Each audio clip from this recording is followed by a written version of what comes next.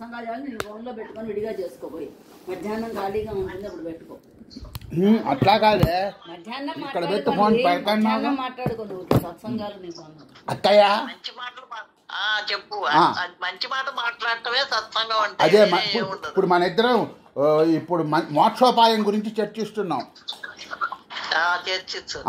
ముందు గురుదేవుని స్మరించుకో. ఓం శ్రీ గురుభ్యో నమః. అవన్నీ ఏం లేవు నాకు. అయ్యో గురువు నుంచి శక్తి వస్తుందట మనకి, మన శక్తి చాలదట. అవునులే, నా గురువు పోయాడుగా.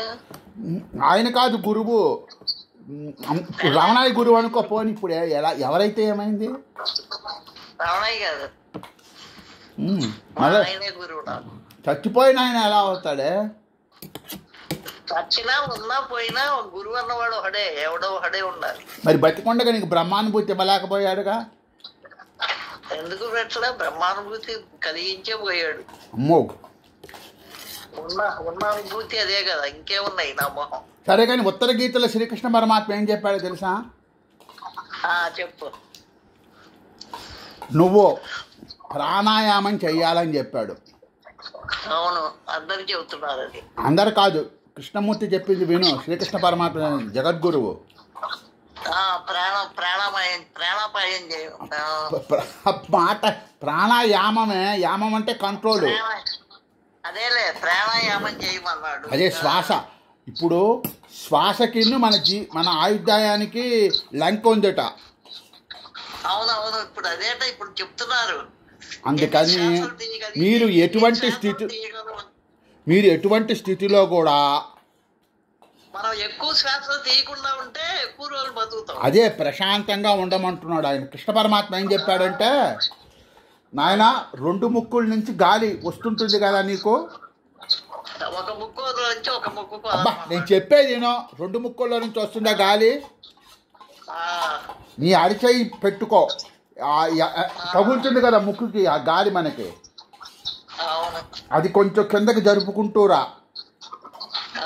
ఎక్కడైతే నీకు అందకుండా లాస్ట్ పాయింట్ ఉంటుందే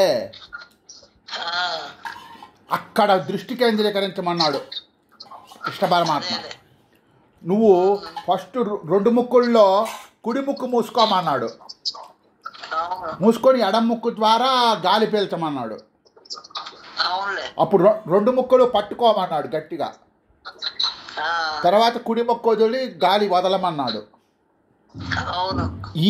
ఈ శ్వాసక్రియతో పాటు నీకు ఇష్టమైన భగవంతుడి నామాన్ని జోడించమన్నాడు. అందులో ముఖ్యంగా మనలాంటి వాళ్ళకి రేపో మాపో పోయే వాళ్ళకి అహం బ్రహ్మస్మి మంత్రం పెట్టుకోమన్నాడు. లేదా ముందు మనకి ఇష్టమైన దేవుడు ఎవరో ఆ దేవుడు నామం పట్టుకోమన్నాడు.